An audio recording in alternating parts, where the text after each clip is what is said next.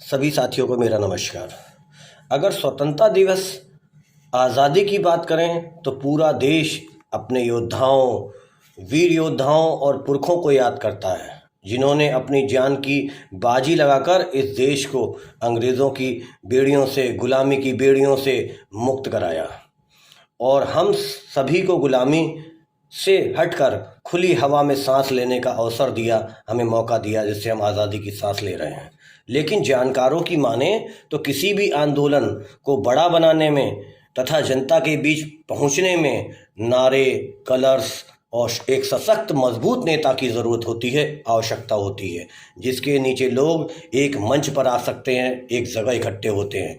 आज हम बात कर रहे हैं भारत की शान, देश के लोगों के जज्बात और लाखों आज़ादी के दीवानों की आन बान शान तिरंगे की बात करते हैं।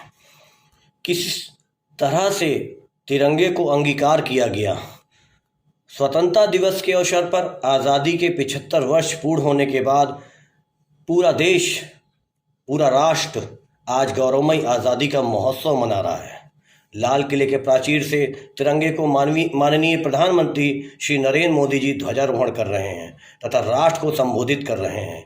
आपको जानकारी होगी या आपने कभी स्वयं भी देखा होगा कि जब पूरी दुनिया के लोग संयुक्त राष्ट्र संघ की बैठक करते हैं तो राष्ट्रीय अध्यक्ष को लोग कम पहचानते हैं।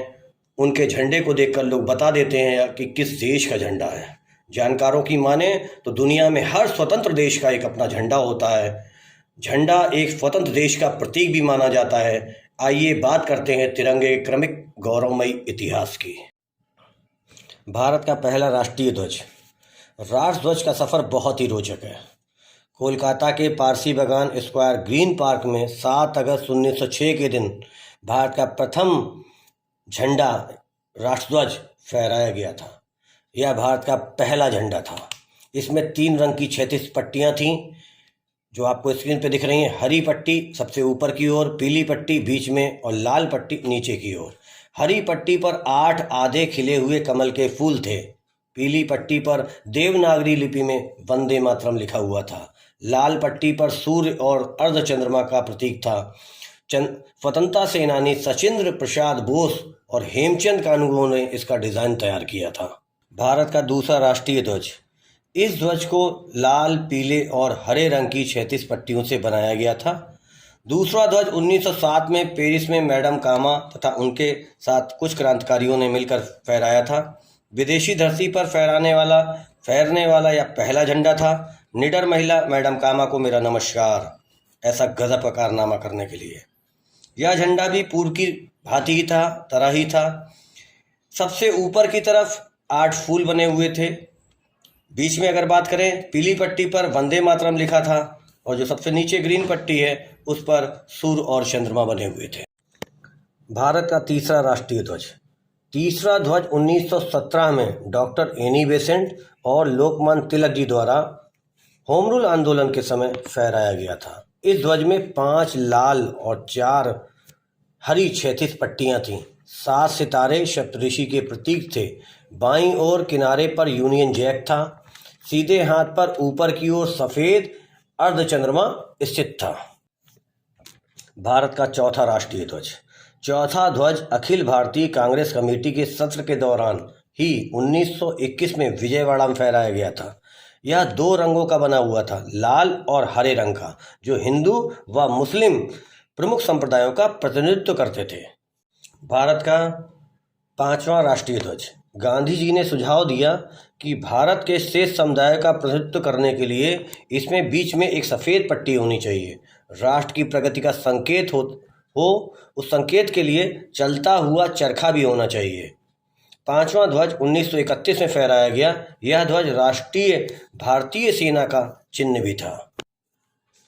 भारत का छठा राष्ट्रीय ध्वज। 23 जून 1947 को ध्वज को आकार देने के लिए एक अस्थायी समिति का गठन किया गया, जिसके अध्यक्ष डॉक्टर राजेंद्र प्रसाद थे। समिति के अन्य जो सदस्य थे, जिसमें सरोजिनी नायडू जी, राजगोपालाचारी जी, के.एम. पणिक्कर जी और अबुल कलाम आज़ाद साहब थे। तिरंगे के जो ऊपरी हिस्सा जो आपको दिख रहा है में केसरिया रंग है, जो देश की शक्ति और साहस का प्रतीक है, को दिखाता है, दर्शाता है।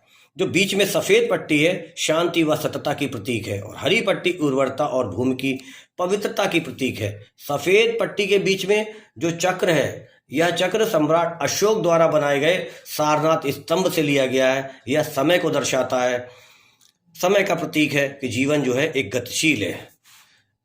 अगर बात करें इसके आकार की, तो यह आयताकार है 2:3 में। इसके बाद बात करें कि यह मूल रूप से खादी का होना चाहिए, यह सूती, ऊनी व रेशमी भी हो सकता है। इस समिति में बदरुद्दीन तैयबती जी और सुरैया तैयबती की जो सलाह थी, उसी सलाह से जो सफ़ेद पट्टी बीच में दिख रही है, पहले के ध्वज में चरखा था, इन्हीं दोनों लोगों की सलाह से उस चरखे को हटाया गया और वहां पर अशोक चक्र को स्थान दिया गया। 22 जुलाई 1947 को वर्तमान झंडे को संविधान सभा ने स्वीकार कर लिया, अपना लिया, अंगीकार कर लिया। तो ये एक पौराणिक ऐतिहासिक क्रम रहा आज़ादी से पहले से और अपनाने तक 1947 22 जुलाई तक पहुंचने में, जो मैंने आपको बिंदुवार बताने का प्रयास किया। थैंक यू वेरी मच, बहुत बहुत धन्यवाद। मेरे इस चैनल को लाइक करें, सब्सक्राइब करें और शेयर करें। Thank you very much. जय हिंद।